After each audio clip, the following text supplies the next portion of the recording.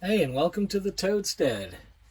And what we have here, I can barely get the camera in there, is a Rhenology 3000 watt pure sine wave inverter.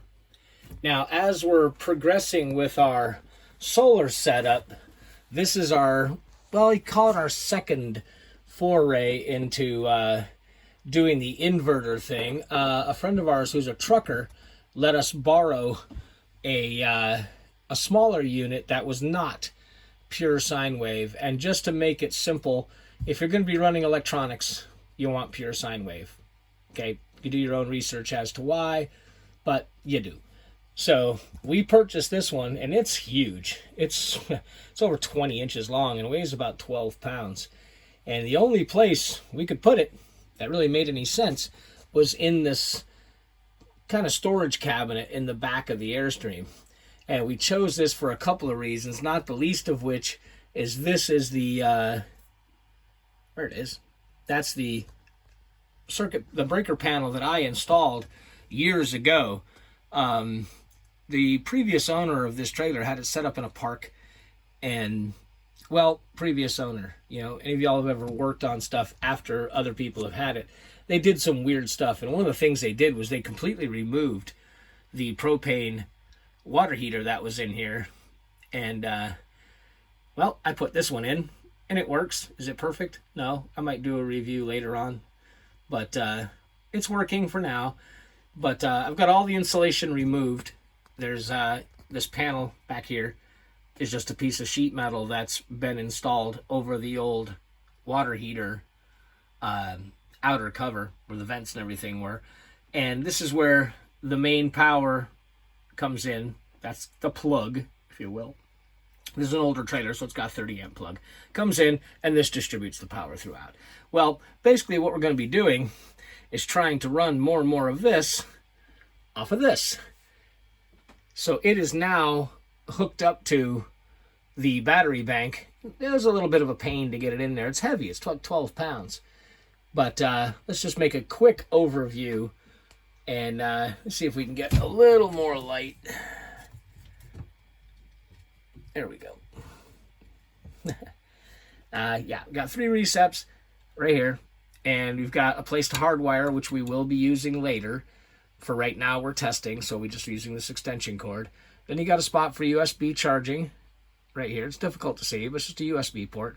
Then you've got a spot to put the remote, phone cable, basically. And it comes with the remote, which is cool. You can turn it on and off from the remote. At this point in time, we're just leaving it on as we're still evaluating how much power it uses just sitting there. The factory, I think they say it uses 2 amps. That seems pretty high. So we have a battery monitoring system, so we're going to know exactly how much 12 volt, how many amp hours this thing's going to use. And then there's the on-off switch, and it also has a center position for the remote so you can use it. But it's hooked up, and it's running. We ran it last night. Right now, the only thing we're running on it is our television and our DVD player, and I think my lady's iPad charger. So we're testing it. We're being nice to it. And we ran all that stuff about 6 hours, give or take, doing a little binge watching. And it only took our batteries down from 100% to 92, and our solar system brought it right back up to 100 within a couple hours, so it was no big deal. So far so good, but this is more about the installation.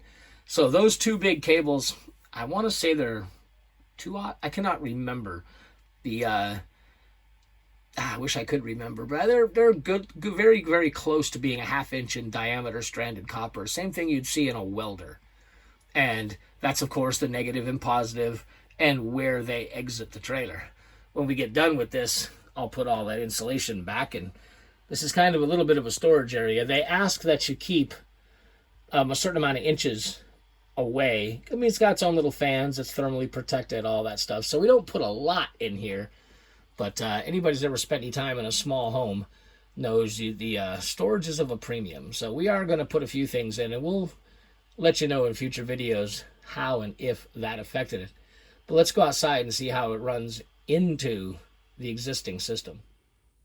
All right, here we are in the business end of it.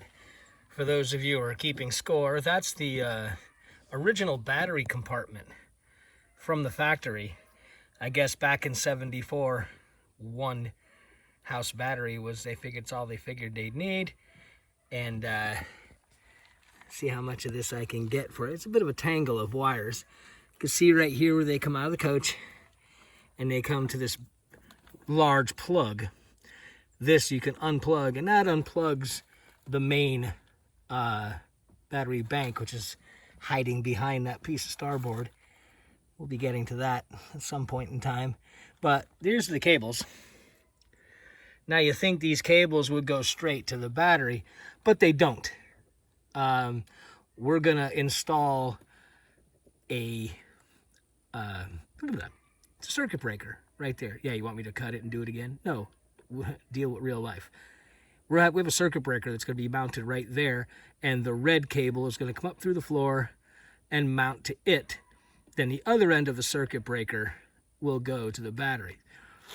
As far as the negative goes, because we're using a battery monitor that has a shunt, the other end of this cable, the negative side, is going to come up through the bottom again here and go into the coach.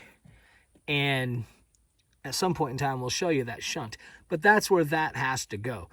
Otherwise, if we wire it straight to the battery monitor would leave out all of the power monitoring capabilities of the shunt as it relates to the inverter. And of course, we want to know what the inverter is doing, just like every other bit that's on this trailer. But, you know, coming to the conclusion now, been experimenting with this for quite a while and kind of just leaving the door open and bit of wires. So we're gonna clean up a little bit, and as much as I hate to do it, it means drilling a rather large hole in inside this compartment. We do hope to sell this Airstream to somebody who wants to restore it, because it's definitely a great candidate for being restored, and I hate to alter it much. But the simple truth is, we got to do what we got to do, and this mess of wires as well as the door, this just all needs to get cleaned up. So when you come back, hopefully we'll have some of that done. All right, and here we are in the battery compartment. That's the stock battery compartment that the Airstream came with, and we've modified it pretty heavy.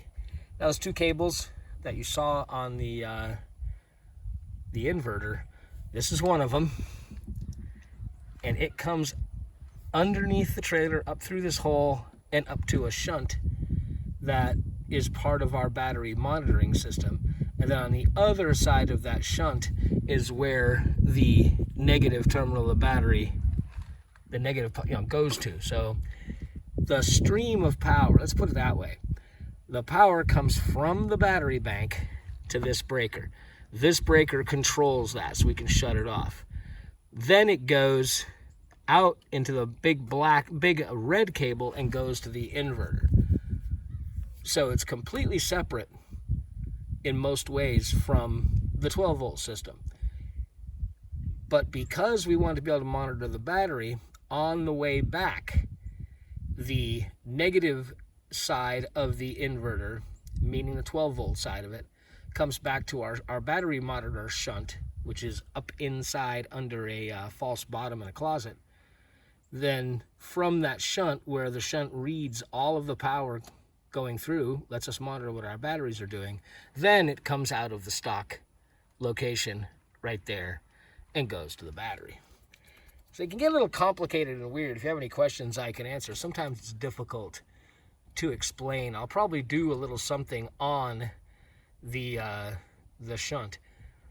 But the main thing to know right now is that the 3000, the inverter, is for all intents and purposes connected straight to the battery, but it does have a breaker so I can shut it off.